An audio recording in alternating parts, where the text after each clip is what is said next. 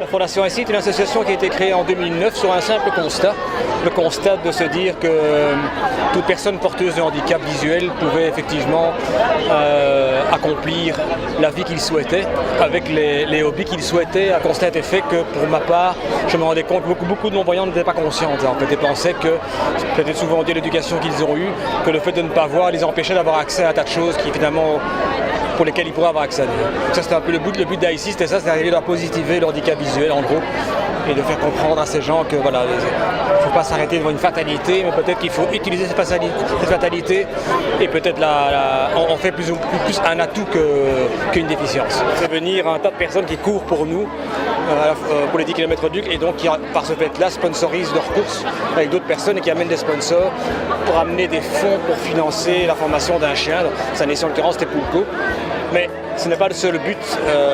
On a besoin évidemment pour trouver des financements durant toute l'année, d'avoir une certaine visibilité. Et des événements comme celui-ci amènent une visibilité puisqu'on a un stand dans un lieu où il y a quand même plusieurs milliers de personnes qui se baladent. On a quand même eu aujourd'hui près de 80 personnes qui ont couru avec le t-shirt de la Fondation ICI dans le peloton autour de Huc durant 10 km. Donc la visibilité est pour nous très importante. 10 km, c'était plutôt un challenge pour moi de terminer. Et surtout avec la chaleur qu'on a aujourd'hui, doublement content d'avoir terminé. Mais merci à mon guide, parce que sans mon guide, je ne sais pas encore arrivé probablement.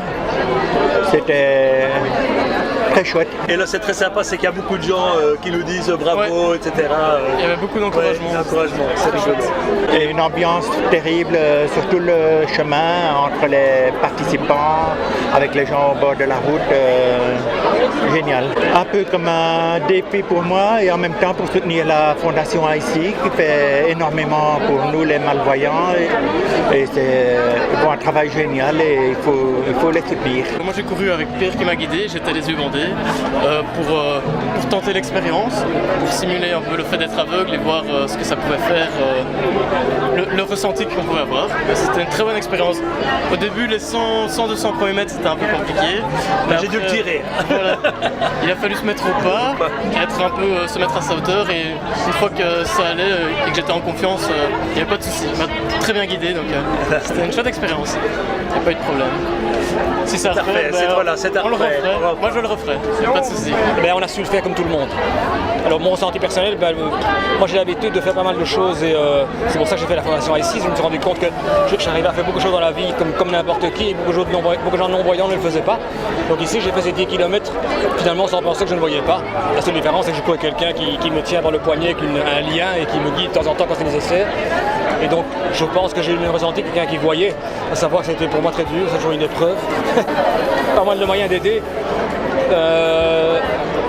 En particulier le département chien guide, donc on cherche toujours régulièrement des familles d'accueil qui prennent les chiots de l'âge de 2 mois jusqu'à ce qu'ils aient plus ou moins 1 an. Donc c'est le premier stade en fait et la famille d'accueil comme on les appelle ont un rôle très important puisque c'est eux qui vont sociabiliser le chien avec l'aide des dresseurs de la Fondation ICI pour en faire un chien sympa et convivial, bien élevé.